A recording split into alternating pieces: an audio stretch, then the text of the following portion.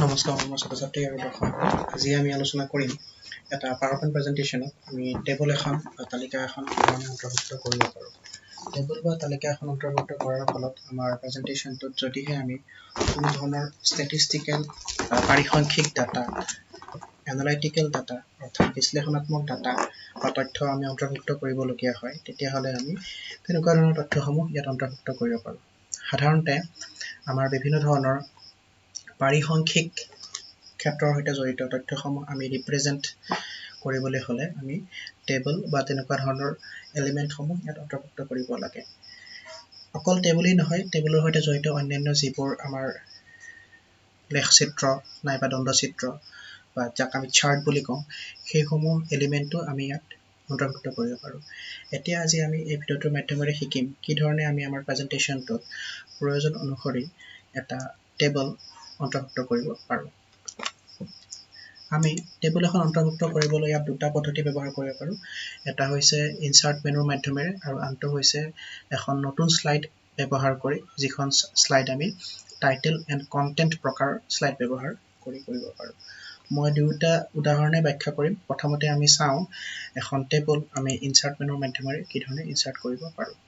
ধৰা হওক মই এটা প্ৰেজেন্টেশ্যন সৃষ্টি কৰিছোঁ য'ত মই analysis of my result নামেৰে এখন শ্লাইড সৃষ্টি কৰিছোঁ আৰু সেই শ্লাইডখনৰ পাছত অন্য এখন শ্লাইড মই ইনচাৰ্ট কৰিম। সেই শ্লাইডখনত মই এখন টেবুল ইনচাৰ্ট কৰিম। ইয়াত মই এখন তালিকা অন্তৰ্ভুক্ত কৰিম। তাৰ বাবে মই ইনচাৰ্ট মেনুলৈ যাব লাগিব আৰু তাত অন্তৰ্গত টেবুল অপশ্যনটো ব্যৱহাৰ কৰিম আৰু তাত মই যিমানটা ৰ' আৰু কলম লাগিব সেইটো স্পেচিফিকেশ্যন ব্যৱহাৰ কৰি মাউচটো তাত লৈ যাম। উলম্বভাৱে থকা যিখিনি আমাৰ এলিমেণ্ট টেবুলৰ তাক আমি কলম বুলি কওঁ আৰু পথালিভাৱে থকা যিবোৰ এলিমেণ্ট তাক আমি টেবুলৰ ৰ' বুলি কওঁ। অৰ্থাৎ উলম্ব স্তম্ভখিনিক আমি আমাৰ কম্পিউটাৰৰ ভাষাত যেতিয়া টেবুল এখন সৃষ্টি কৰোঁ তাক আমি আমাৰ টেবুলখনে কলম বুলি কয় আৰু আমাৰ একেখন টেবুলেই যেতিয়া পথালিভাৱে থকা শাৰী এটা অন্তৰ্ভুক্ত কৰে তাক আমাৰ কম্পিউটাৰৰ ভাষাত টেবুলখনে ৰ' বুলি কয়। এইটো কথা আমি মনত ৰাখিব লাগিব। ইয়াত কিমানটা ৰ' আৰু কলম থাকিব সেইটো আমি সুনিশ্চিত কৰি ল'ব লাগিব আৰু মাউচৰ মাধ্যমেৰে আমি তাক চিলেক্ট কৰি ল'ব পাৰোঁ। আমি 10/8 অৰ্থাৎ 10টা কলম আৰু 8টা ৰ' থকা এটা আমি ইয়াত টেবুলৰ উদাহৰণ হিচাপে ল'ব পাৰোঁ। ইয়াত ক্লিক কৰি দিয়াৰ লগে লগে টেবুলখন ইয়াত অন্তৰ্ভুক্ত হ'ল আৰু আমি প্ৰয়োজন অনুসৰি ডাটাসমূহ ইয়াত ইনচাৰ্ট কৰিব পাৰোঁ। টেবুলখনত ইয়াত বাই ডিফল্ট বা ছফ্টৱেৰৰ সহায়ত অট'মেটিকেলি এটা ৰং ইয়াত ছফ্টৱেৰটোৱে থিৰ কৰি দিছে। কিন্তু আমি যদি বিচাৰোঁ সেই ৰংসমূহ আমি নিজৰ ইচ্ছা অনুসৰি পৰিৱৰ্তন কৰিব পাৰোঁ। আমি তাক চিলেক্ট কৰি ল'ব লাগিব আৰু ডিজাইন অপশ্যনলৈ গৈ ইয়াত থকা আমাৰ বিভিন্ন বেলেগ বেলেগ ৰং বা থিমটোৰ সৈতে সংগতি থকা বেলেগ বেলেগ প্ৰকাৰৰ ৰঙলৈ আমি কনভাৰ্ট কৰিব পাৰোঁ। সেইটো আমাৰ সম্পূৰ্ণ ব্যক্তিগত দৃষ্টিভংগীৰ ওপৰত নিৰ্ভৰ কৰিব আৰু যেতিয়া আমি PowerPoint প্ৰেজেন্টেশ্যনটো সৃষ্টি কৰিম সেই সময়ত আমি আমাৰ প্ৰেজেন্টেশ্যনটোৰ অন্যান্য থিমৰ সৈতে সংগতি ৰাখি তাক উপযুক্ত এটা কালাৰ বা ৰঙলৈ নিব লাগিব। সেইটো আমি অতি সহজতে ইয়াত গৈ ক্লিক কৰি ল'ব পাৰোঁ। একেদৰে টেবুলখনৰ সৈতে জড়িত অন্যান্য প্ৰপাৰ্টিসমূহ আমি ইয়াত দেখিবলৈ পাইছোঁ। ডিজাইন অপশ্যনৰ অন্তৰ্গত শ্বেডিং, বৰ্ডাৰ্ছ আৰু এফেক্টছ এই গোটেইখিনি আমাৰ ইয়াত আছে। আমি টেবুলখনত এই সকলোবোৰ এফেক্ট দিব পাৰোঁ। ৰিফ্লেকশ্যন এফেক্টটো আমি দিব পাৰোঁ। কেৱল আমি মনত ৰাখিব লাগিব টেবুলখন দেখিবলৈ সংগতিবিহীন হ'ব নালাগে, সেইটো আমি মন কৰিব লাগিব। আমি ইয়াত বিভিন্ন ধৰণৰ গ্ৰাফিকেল এফেক্ট আছে বুলিয়েই যে দিম তেনেকুৱা নহয়। আমি ছাত্ৰ ছাত্ৰীসকলে এইটো কথা সদায় মনত ৰাখি চলিব লাগিব যে টেবুলখন দেখিবলৈ সংগতিবিহীন হ'ব নালাগে। টেবুলখন দেখিবলৈ এটা নিৰ্দিষ্ট সুস্থিৰ ধৰণৰ ডিজাইনত থাকিব লাগে, সেইটো আমি চাব লাগিব। তাৰোপৰি আমাৰ যিটো প্ৰেজেন্টেশ্যন আমি সৃষ্টি কৰিম প্ৰেজেন্টেশ্যনটোৰ প্ৰাসংগিকতাটো যাতে এৰাই নচলে টেবুলখনে তেনেকুৱা হ'ব নালাগে, সম্পূৰ্ণ প্ৰাসংগিক হ'ব লাগিব, সেইটো আমি চকু দিব লাগিব। একেদৰে টেবুলখন আমি নিজৰ ইচ্ছা অনুসৰি ইয়াতে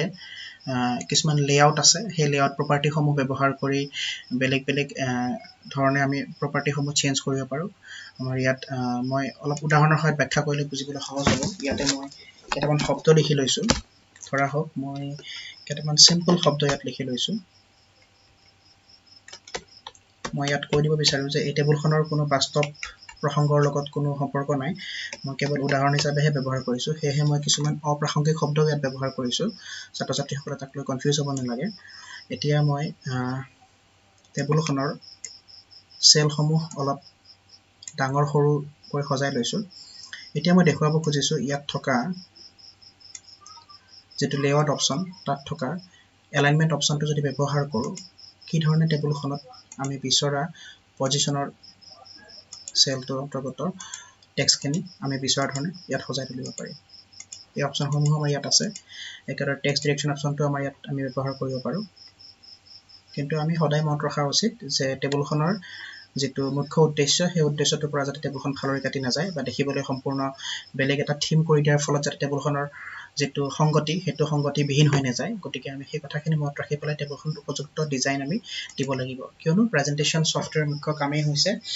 দৰ্শকসকলক এটা প্ৰেজেন্টেশনৰ মাধ্যমেৰে এটা বিষয় উপস্থাপন কৰাটো সহজ কৰি তোলা তথা বোধগম্য কৰি তোলা গতিকে আমি প্ৰেজেন্টেশনটো যিমানখিনি পাৰি সিমানখিনি আকৰ্ষণীয় কৰি তোলাটো উচিত আৰু একে সময়তে আমি এইটো মনত ৰখা উচিত যেতিয়া আমি ইয়াত অন্তৰ্গত এলিমেন্টসমূহ অন্তৰ্ভুক্ত কৰিম আমি অত্যাধিক কালাৰফুল কৰিবও নালাগে আৰু সঠিকভাৱে আমি কালাৰ প্ৰদান কৰাটো উচিত আৰু অতিমাত্ৰা কালাৰফুল কৰিলে দেখিবলৈ বেয়া লাগিব পাৰে গতিকে আমি সেইখিনিও অলপ সাৱধানৰে চকু দিয়া উচিত এতিয়া মই দেখুৱাম দ্বিতীয়টো পদ্ধতি যেটো পদ্ধতিৰ সহায়ত আমি টেবুল এখন ইনসাৰ্ট কৰিব পাৰোঁ ইয়াত মই এখন নতুন স্লাইড ল'ব লাগিব তাৰ বাবে মই হোম অপচনলৈ যাব লাগিব আৰু নিউ স্লাইড অপচনলৈ যাব লাগিব নিউ স্লাইড অপচনৰ অন্তৰ্গত টাইটেল এণ্ড কন্টেন্ট অপচনত গৈ ক্লিক কৰি টাইটেল এণ্ড কন্টেন্ট টাইপটো আমি সিলেক্ট কৰিম আৰু সিলেক্ট কৰাৰ পিছত এই টাইটেল এণ্ড কন্টেন্ট স্লাইডখনৰ অন্তৰ্গত যেটো শৰ্টকাট আইকন আছে ইনসাৰ্ট টেবুল সেই অপচনত ক্লিক কৰাৰ লগে লগে আমাৰ ইয়াত টেবুলখনৰ বাবে কিমানটা কলম আৰু কিমানটা ৰো আমাক লাগিব হেতু ইউজাৰজনে ইয়াত প্ৰদান কৰিব পৰা অপচনটো ইয়াত আহি যাব আমি ইয়াত আমাক কিমানটা ৰো লাগিব আৰু কিমানটা কলম লাগিব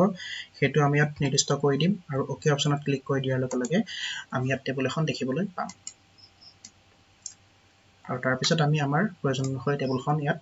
আমি বিচৰা ধৰণে আমি তথ্যসমূহ ইয়াত অন্তৰ্ভুক্ত কৰিম এইবাৰ মই কিছু প্ৰাসংগিক তথ্য ইয়াত অন্তৰ্ভুক্ত কৰিব খুজিছোঁ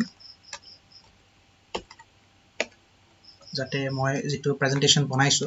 প্ৰেজেন্টেশনটোৰ লগত থকা যেটো সংগতি হেতু বিহীন হৈ নাযায় গতিকে মই ধৰা হওক এনালাইসিস অফ মাই ৰিজাল্ট নামেৰে এটা প্ৰেজেন্টেশন সৃষ্টি কৰিম আৰু সেই প্ৰেজেন্টেশনটোত মই মোৰ ৰিজাল্টৰ এনালাইসিস অৰ্থাৎ ব্যাখ্যাটো ইয়াত মই এখন টেবুলৰ মাধ্যমেৰে দেখুৱাব খুজিছোঁ গতিকে মই ইয়াত কিছুমান সাবজেক্টৰ নাম লিখি লৈছো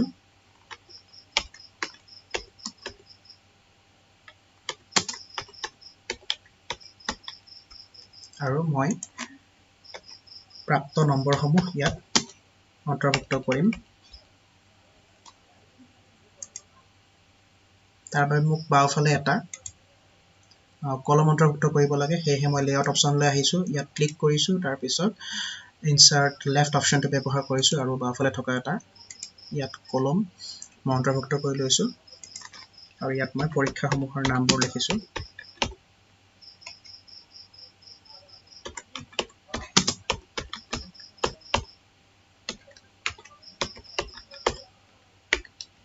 আৰু ইয়াত মই কিছুমান কাল্পনিক নম্বৰ ব্যৱহাৰ কৰি টেবুলখন ফিল আপ কৰিছো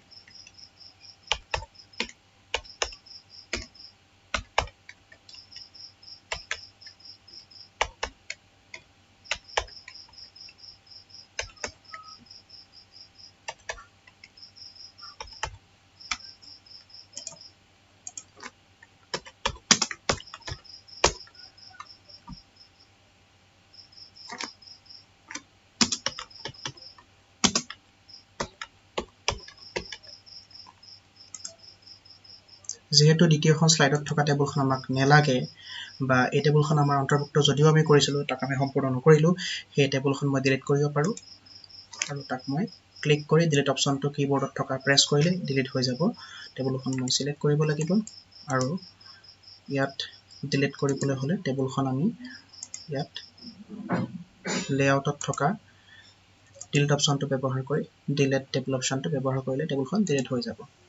একেদৰে স্লাইডখন ডিলিট কৰিবলৈ হ'লে আমি বাওঁফালে থকা আইকনটো সিলেক্ট কৰি স্লাইডখন সিলেক্ট কৰিম আৰু তাৰ পিছত আমি ডিলিট অপশ্যনটো প্ৰেছ কৰাৰ লগে লগে কিবৰ্ডত স্লাইডখন ডিলিট হৈ যাব তাৰ পিছত আমি দেখিবলৈ পালো যে আমাৰ ইয়াত আজি আমি এখন টেবুল ইনসাৰ্ট কৰিছো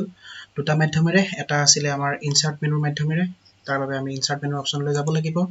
আৰু ইয়াত থকা আমাৰ টেবুল অপশ্যনটো ব্যৱহাৰ কৰিব লাগিব একেদৰে দ্বিতীয়বাৰ মই দেখুৱাইছিলো হোম মেনুৰ অন্তৰ্গত নিউ স্লাইড অপশ্যনত অন্তৰ্গত টাইটেল এণ্ড কন্টেন্ট টাইপটো ব্যৱহাৰ কৰিও আমি টেবুল এখন ইনসাৰ্ট কৰিব পাৰো গতিকে ছাত্ৰ ছাত্ৰীসকলে মই আশা ৰাখিছো আজি ভিডিওটোৰ মাধ্যমেৰে অতি সহজভাৱে বুজিবলৈ সক্ষম হ'ল কি ধৰণে এখন টেবুল